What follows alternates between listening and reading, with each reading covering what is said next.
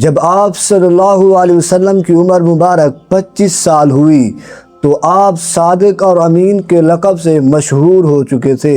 یہ دیکھ کر حضرت خدیجہ رضی اللہ عنہا جو ایک مالدار خاتون تھی آپ کی طرف پیغام بھیجا کہ آپ صلی اللہ علیہ وسلم ان کا مال لے کر تجارت کے لیے شام جائیں، اور جو معاوضہ وہ دوسروں کو دیتی ہے وہ آپ صلی اللہ علیہ وسلم کو اس سے دوگنا دے گی۔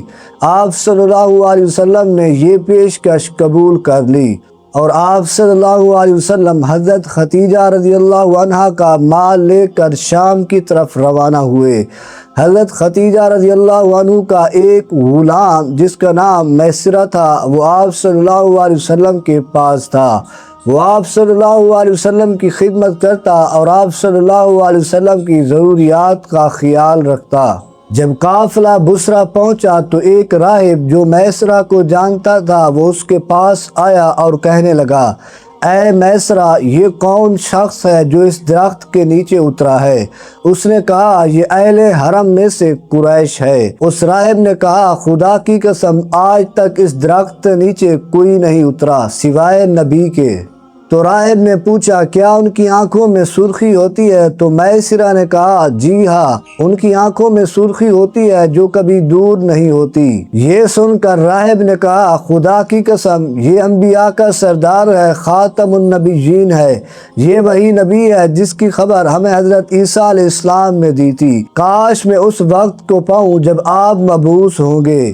پھر اس راہب نے میسرہ سے کہا، کبھی بھی اس سے دور نہ ہونا، نیک نیتی کے ساتھ اس کا ساتھ دینا۔ پھر آپ صلی اللہ علیہ وسلم نے بصرہ میں تجارت کی۔ تجارت کے بعد مکہ واپس آ گئے۔ جب حضرت خدیجہ رضی اللہ عنہ جو اس وقت عرب کی خواتین کے ساتھ بالا خانے میں بیٹھی ہوئی تھی، اس نے آپ صلی اللہ علیہ وسلم کو دیکھا کہ آپ کے سر پر بادل دھوپ سے سایہ کیے ہوئے ہیں۔ آپ کے غلام نے کہا، پورے سفر میں آپ کا یہی حال تھا، ہر وقت آپ کے سر پر بادل سایہ کیے رہتے۔ پھر غلام نے حضرت خدیجہ کو پورا واقعہ سنایا کہ کس طرح ایک راہب نے انہیں نصیحت کی۔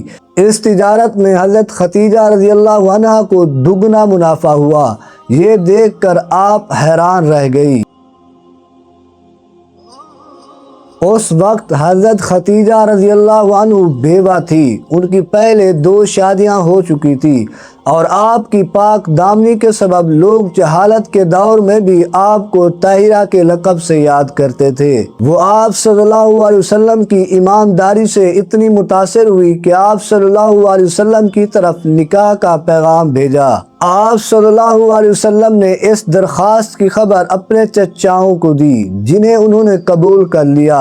پھر تاریخ معین پر حضرت ابو طالب رضی اللہ عنہ اور حضرت امیر حمزہ رضی اللہ عنہ حضرت خدیجہ کے مکان پر پہنچ گئے، اور ان کے چچا عمر بن اسد اور بعض روایات میں ان کے بھائی عمر نے آپ صلی اللہ علیہ وسلم سے حضرت خدیجہ کا نکاح کر دیا۔ نکاح کے وقت حضرت محمد صلی اللہ علیہ وسلم کی عمر مبارک 25 سال تھی، جبکہ حضرت خدیجہ رضی اللہ عنہ کی عمر 40 سال تھی۔ حضرت ابو طالب رضی اللہ عنہ نے نکاح کا خطبہ پڑھایا اور 500 درہم حق مہر قرار پایا۔ یہ آن حضرت صلی اللہ علیہ وسلم کی پہلی شادی تھی۔ حضرت خدیجہ رضی اللہ عنہ کی زندگی میں آپ صلی اللہ علیہ وسلم نے کوئی دوسری شادی نہیں کی۔ حضرت خدیجہ رضی اللہ عنہ کے انتقال کے بعد آپ صلی اللہ علیہ وسلم نے اور شادیاں بھی کی۔ تمام ازواج مطہرات کا مہر 500 درہم ہی مقرر ہوا۔ آپ صلی اللہ علیہ وسلم کی تمام اولاد حضرت خدیجہ کے بطن سے ہوئی، سوائے ایک کے جس کا نام ابراہیم تھا، جو حضرت ماریہ رضی اللہ عنہا کے بطن سے ہوئے، جو سن 8 ہجری میں پیدا ہوئے اور سن 10 ہجری کو انتقال فرما گئے۔